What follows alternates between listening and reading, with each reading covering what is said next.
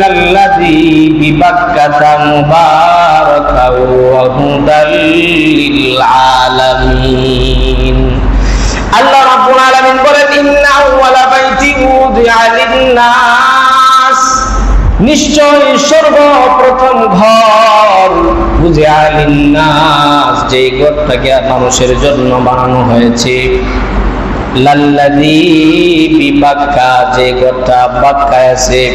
মক্কাতুল মুকাররমায়ের পুরাতন আগের নাম হলো বাক্কা। ওই বাক্কা আরবের লোকেরা বা উচ্চারণ করতে অসুবিধা হয়, বাকে মিম দ্বারা তারা উচ্চারণ করে আস্তে আস্তে পরিবর্তন হইতে হইতে মক্কা হয়ে গেছে। আল্লাহ পাক রব্বুল আলামিন বলেন, সর্বপ্রথম ঘর যে ঘরটা মানুষের জন্য বানানো হয়েছে, কিসের জন্য? মানুষের ইবাদতের জন্য। আল্লাহ রাব্বুল আলামিন যে ঘরটাকে বানাইলেন, লাল্লাযী বিবাক্কা, যে ঘরটা বাক্কায় উপস্থিত, মক্কায় উপস্থিত। আল্লাহ রাব্বুল আলামিন বলেন, মুবারাকা, এই ঘরটা কোনো সাধারণ ঘর না, বাইতুল্লাহ সাধারণ কোনো ঘর না, অন্যান্য ঘরের মতো সেই বাইতুল্লাহ না। মুবারাকান, সেই ঘর অত্যন্ত বরকতপূর্ণ ঘর, যে ঘরের মধ্যে প্রতিনিয়ত আল্লাহ রাব্বুল আলামিনের পক্ষ থেকে রহমত নাজিল হতে থাকে, রহমত নাজিল হতে থাকে। আল্লাহ নবী রাহমাতুল লিল আলামিন বলেন, আমার আল্লাহ রাব্বুল আলামিন প্রতিদিন 120টা রহমত সেই বাইতুল্লাহর উপরে আল্লাহ রাব্বুল আলামিন নাজিল করেন। রাহমাতুল লিল আলামিন বলেন, 120টা রহমত আল্লাহ রাব্বুল আলামিন বাইতুল্লাহর উপরে নাজিল করেন। ওই 120টা রহমত থেকে 60টি রহমত সিত্তুনা লিত-তাইফিন, 120টি রহমত থেকে 60টি রহমত আল্লাহ রাব্বুল আলামিন বাইতুল্লাহ যারা তওয়াফ করে ওই সমস্ত বান্দাদের মধ্যে বন্টন করে দিয়া দেন। বলেন সুবহানাল্লাহ। আল্লাহর নবী রাহমাতুল লিল আলামিন বলেন, ওয়া আরবাউনা লিল মুসাল্লিন, আর 40টি রহমত আল্লাহ রাব্বুল আলামিন সারা পৃথিবীর মধ্যে যে মসজিদগুলি ছড়ায়া পড়েছে, সারা পৃথিবীর মধ্যে যে মসজিদের মুসল্লিরা আছে, সমস্ত পৃথিবীর মসজিদের মুসল্লিদের জন্য 40টা রহমত আল্লাহ রাব্বুল আলামিন তাদের মধ্যে বন্টন করে দেন। প্রত্যেক দিন 120টা রহমত আল্লাহ তাআলা সেই বাইতুল্লাহর উপরে নাজিল করতেছেন। 60টি রহমত শুধু তোয়াফকারী যারা বাইতুল্লাহ তোয়াফ করতেছে, বাইতুল্লাহর মধ্যে যারা ইবাদত বندگی করতেছে, তোয়াফ করতেছে, তাদেরকে আল্লাহ তাআলা বন্টন করে দেন। আর 40টা রহমত সেই বাইতুল্লাহর দিকে ফিরে যারা, যে সমস্ত মুসল্লিরা সারা বিশ্বের যেই প্রান্ত থেকে হোক না কেন, যারা সেই বাইতুল্লাহর দিকে ফিরে নামাজ আদায় করতেছে, 40টা রহমত আল্লাহ রাব্বুল আলামিন সমস্ত মুসল্লিদের মধ্যে আল্লাহ তাআলা বন্টন করে দেন।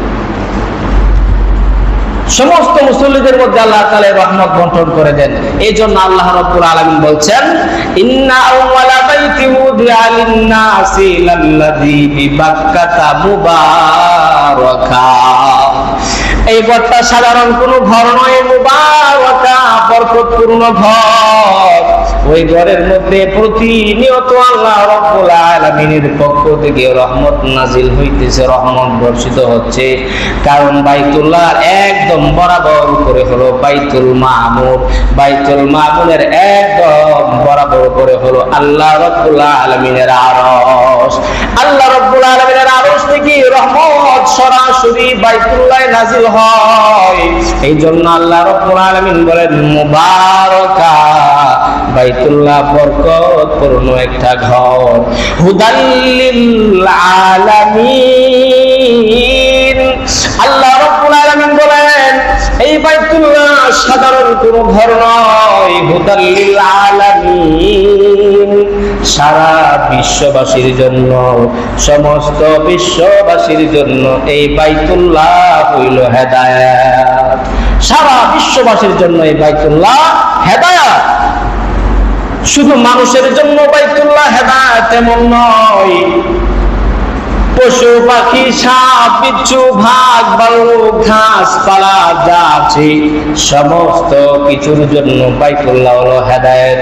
মানুষের ভিতরে যেমন আল্লাহর ঘর বাইতুল্লাহর মহব্বত আছে, ঠিক তেমনি ভাবে পশু পাখি গাছপালা সাপ বিচ্ছুর ভিতরেও সেই বাইতুল্লাহর মহব্বত আছে। এই জন্য আরিফে রুমি রহমাতুল্লাহি আলাইহি ঘটনা বর্ণনা করেন। তিনি বলেন, সমুদ্রের ওই পার থেকে কিছু একজন পিপীলিকা, যে ছোট্ট একটা প্রাণী পিপীলিকা, সেই প্রাণী পিপীলিকার ভিতরে বাইতুল্লাহর মহব্বত ঢুকে গেছে।